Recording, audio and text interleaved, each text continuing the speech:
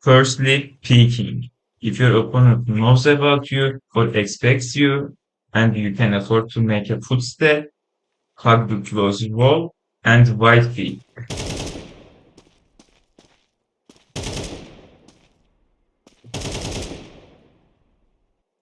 Now, this isn't the correct way to wide peek because you haven't gained enough speed yet. You have to build up your speed, and with that speed, you have to wide peek. So, not like this, but like this. So after your wide swing, if you couldn't kill your opponent in like with your first three bullets or so, you could just crouch for a split second to throw your opponent's crosshair off and to get your kill. For example, like this. But if your opponents expect you, but there are too many positions to clear, like here, if you wide swing like this, you die, obviously. So what you want to do while clearing sites like this is you hug the firewall and start clearing like this.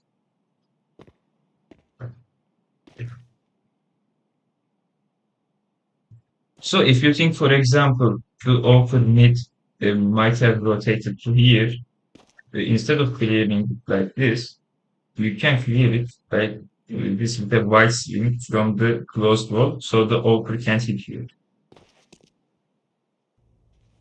Well, so how do you clear con, for example?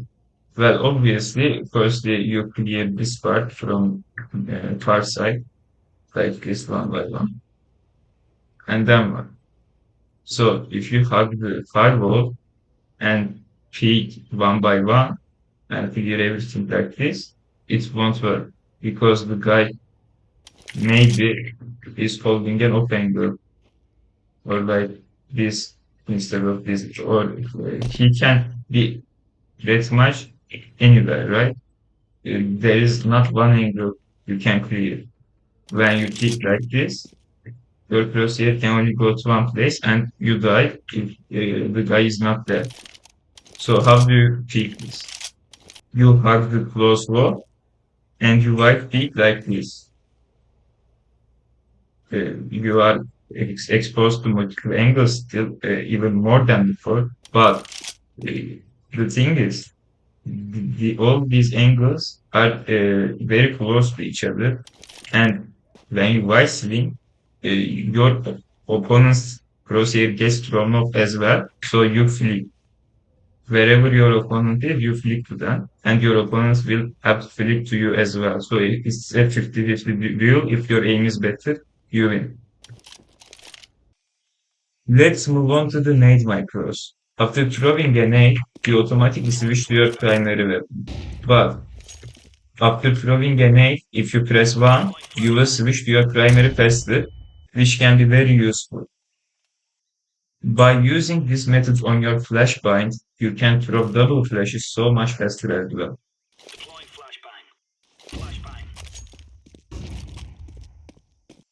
You also need to start utilizing right-click jump throw flashes like this.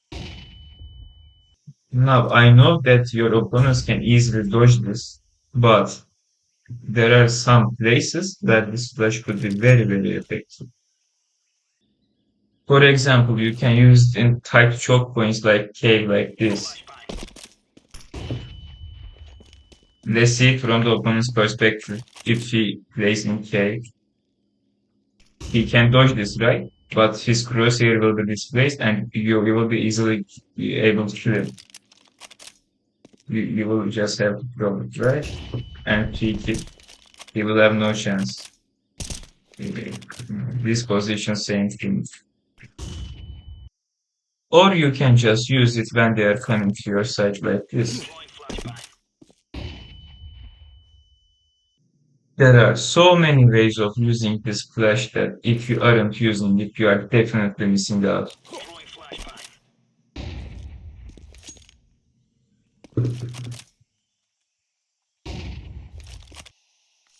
This right-click jump throw method is also the best and most consistent way of blowing up smokes.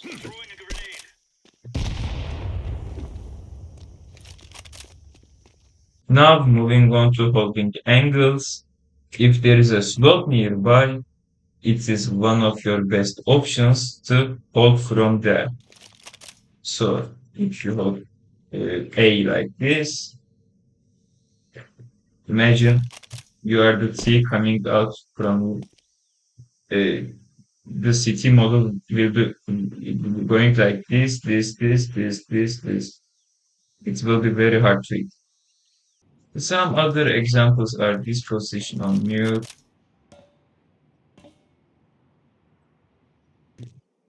This whole area on dust too, because every angle here has a different elevation. Be careful to not show your shadow though. If you come here, you show your shadow. And this angle on Anubis.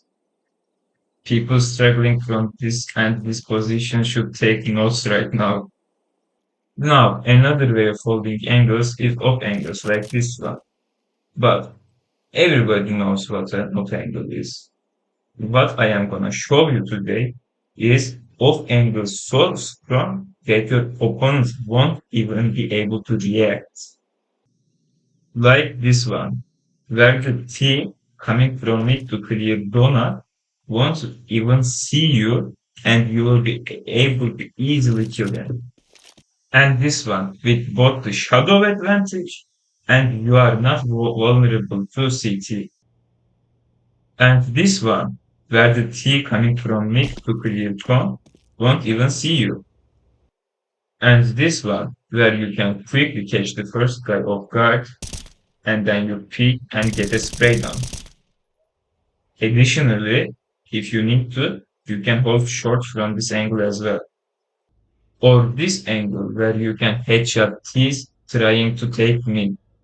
From the T's perspective, it will look like this. So for a split second, they will see you, but they won't have that much time to react because you will just headshot them and hold them. Also, this op angle, which is so strong that he's coming from here to clear this position in mid, will never even see you.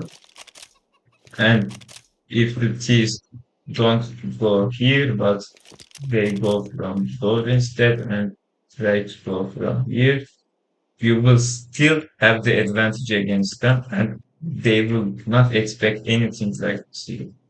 So you will be able to kill them. And this off angle as well, the T's will not see you while clearing them. They will go like this, and they already dead. And now this one. This is by far the most overpowered off angle in the entire game. And it is ridiculous how broken this is. So you can get info of the T's that are passing here, firstly, but then you can also hold door from you. And you can hold all this stuff as well. And this is not the actual broken part. The broken part is that you can get info on the T's, but the T's can't get info on you. Okay, the T's will clear here like this. Okay, maybe just this. Like maybe they will just pass. And where is the angle? You think this is the angle, right? No, this isn't even the angle, bro. Let's take off. Do you see it now? Still can see it, right? Brother, this is the angle. Like, even with all, how are you gonna hit this, bro? Like, you can't even see this with a scope. This is the most broken angle in the entire game, bro. Also, this isn't even a wallbang. If your reactions are quick enough, you can even kill someone with an ult from here. Look, even if you hit the wall like this, It does 84 damage. 84. It is actually unbelievable that the second most overpowered angle in the entire game is in the same area as the first one. With this angle, you can see hell, you can see heaven, you can see all the stairs here. You have city. This angle is so good.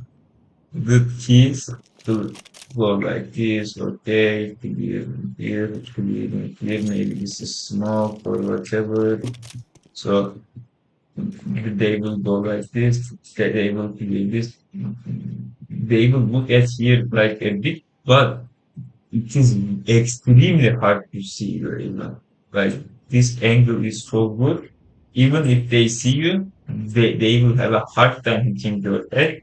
And you have so easy angles. You can even move. It is very good. It is not even a wall bang.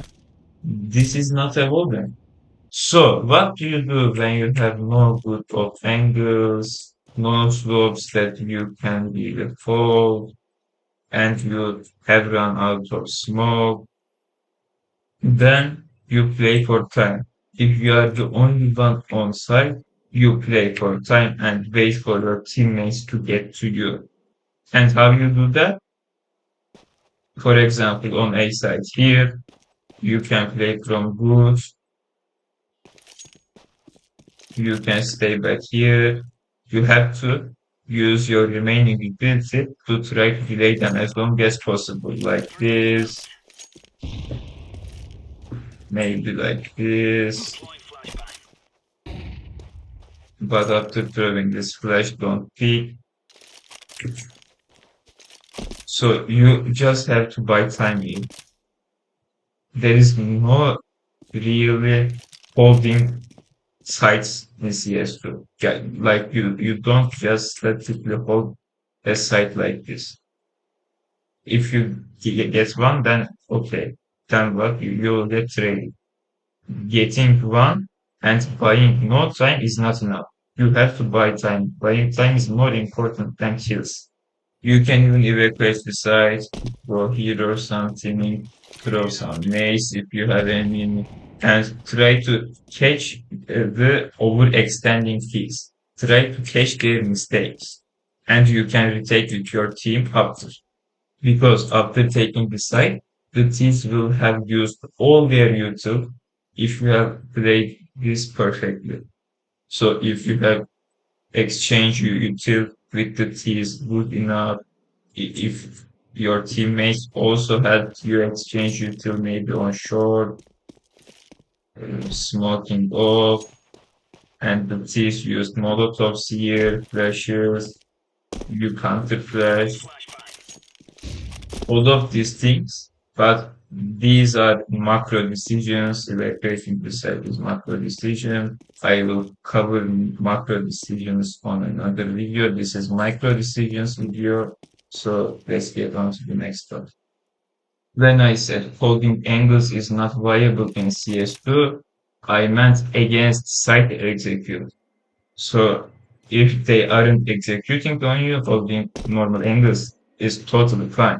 But you have to know your good angles. So I will show you some good normal holding angles to give you some examples.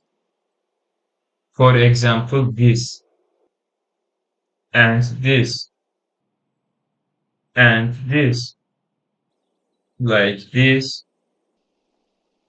and this. Also, this is a really good of angle from the same position. Like this, like this, like this, and like this. There are obviously countless other good normal holding angles in the game. These examples are just to get you the general idea. Also, when you are holding from here and similar positions, don't just pick an off angle and hold like this statically waiting. No, you have to always AD here, like this. Always have the AD. And you also have to always be as far away as possible, like this. If you still have cave though, you should just play from here and peek occasionally, catching timing, or even here. These positions are just better than ADADing here. Now, in this next part, you will see how the distance you have from the wall next to you affects your fighting chances. Now, imagine that you expect a guy to be here and he might be holding you. So you are staying here. And how do you approach this? If you pick like this is a bad pick because if the guy is holding you, he will just be able to kill you. So how to pick in the best way? So if you choose to stay close to the wall, you have to white swing. So like this, and you will kill him. But if there is another guy here, he will be able to trade you, trade you guys, because you will expose yourself to more angles if you white swing like this. So, what is the better way to approach this situation? You move away from the position like this, you hug the firewall, and then you peek the guy like this. This is the best way of dealing with this. But you might be asking, if white swinging is better than normal swinging, then why don't the white swing from the firewall?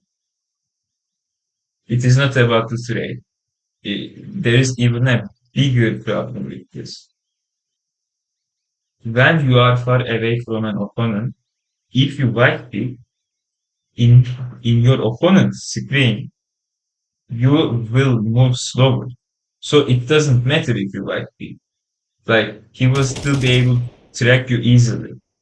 But if you white pick from a closer angle, he will have a hard time tracking and killing you. Well, obviously he will hit some body shots, but he will most probably not hit a headshot.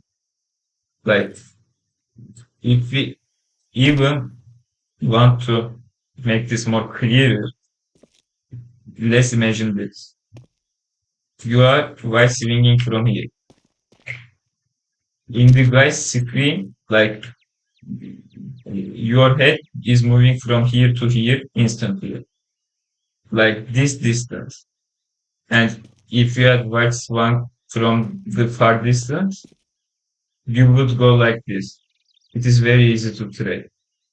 And if you white swung from this distance, it is just enough for you to throw off your opponent's crosshair and you can kill him. But it's all dependent on aim at the end of the day, of course.